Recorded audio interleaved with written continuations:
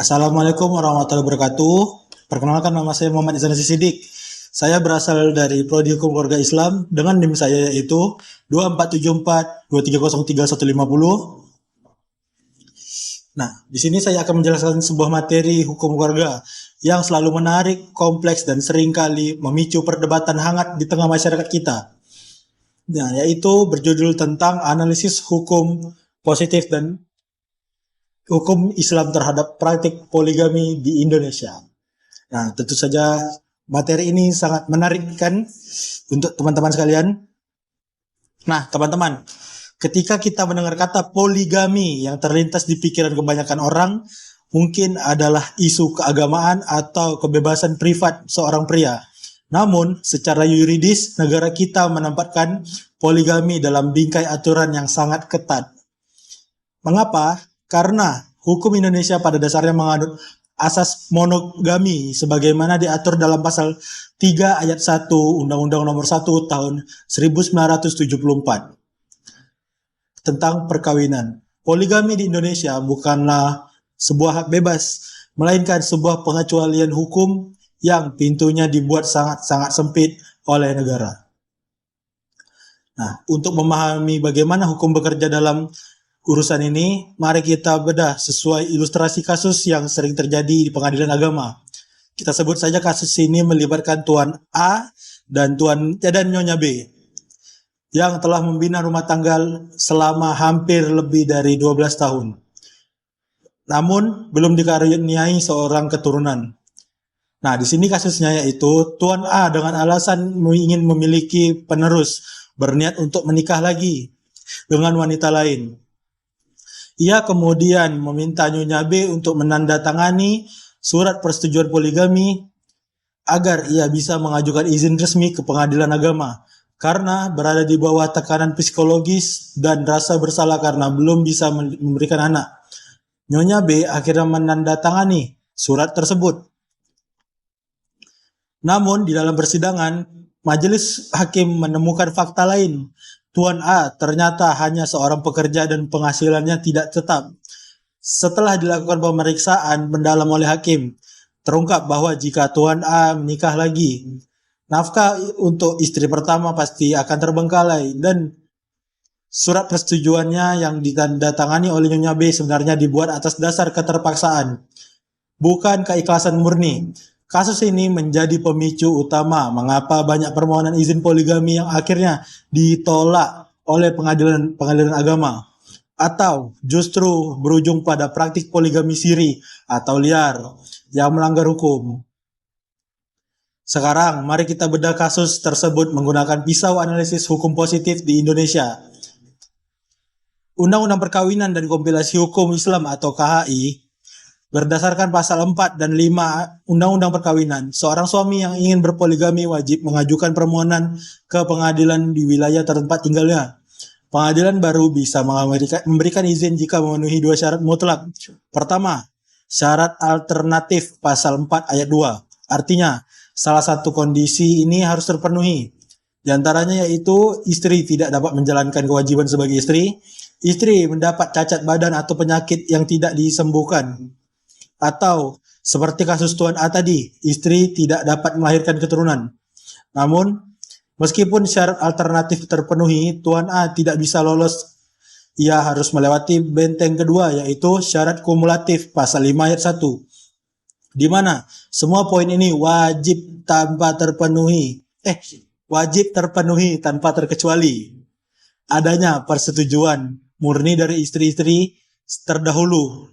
Adanya kepastian bahwa suami mampu menjamin keperluan hidup istri-istri dan anak-anak mereka atau bukti finansial konkret.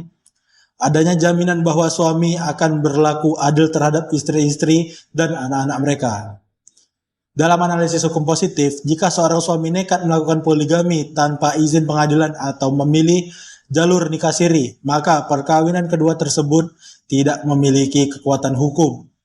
Dampaknya sangat fatal. Bagi perlindungan perempuan dan anak, istri kedua tidak berhak atas harta gonogini dan yang lahir dari pernikahan tersebut secara administratif hanya memiliki hubungan perdata dengan ibunya, sehingga hak waris dari ayahnya terancam hilang.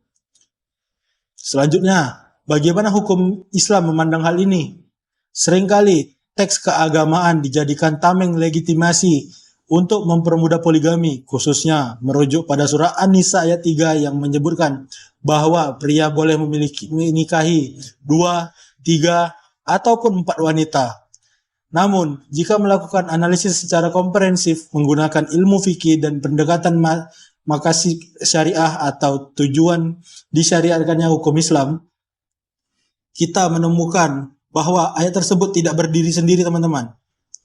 Di akhir ayat yang sama, Allah Subhanahu wa taala menegaskan fa in kiftum ala ta'dilu fa wahidatan, yang artinya jika kamu khawatir tidak dapat berlaku adil, maka menikahilah satu orang saja.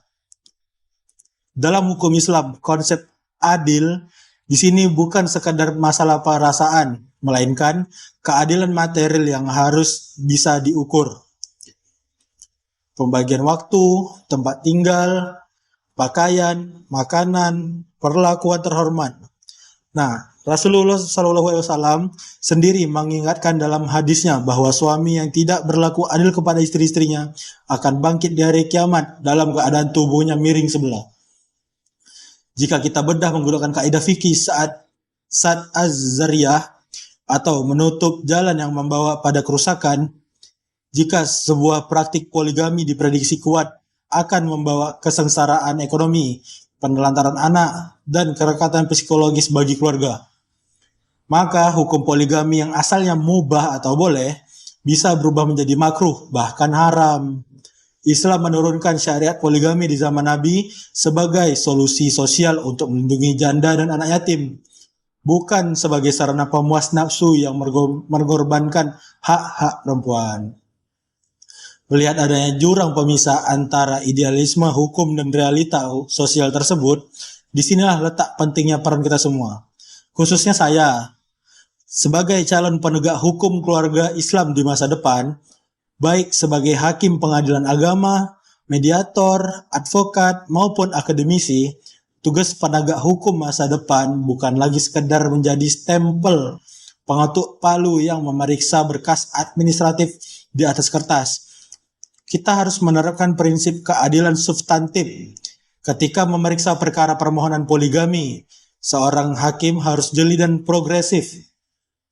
Kita harus mampu mendeteksi apakah intimidasi psikologis terhadap istri pertama saat memberikan persetujuan. Sebagai kesimpulan dari presentasi saya hari ini, dapat ditarik 3 poin utama. Pertama, hukum positif di Indonesia menganut asas monogami, di mana poligami adalah pengecualian yang sangat ketat dengan syarat alternatif dan kumulatif yang wajib dipenuhi di pengadilan. Kedua, hukum Islam sejalan dengan hukum negara, di mana keadilan material dan permasalahan keluarga adalah syarat mutlak yang tidak bisa ditawar dalam poligami. Ketiga, poligami tanpa izin atau siri hanya akan merugikan posisi perempuan dan anak-anak di mata hukum. Oleh karena itu, penegakan hukum yang tegas, jujur, dan progresif di pengadilan agama adalah kunci utama untuk menjaga marwah institusi pernikahan.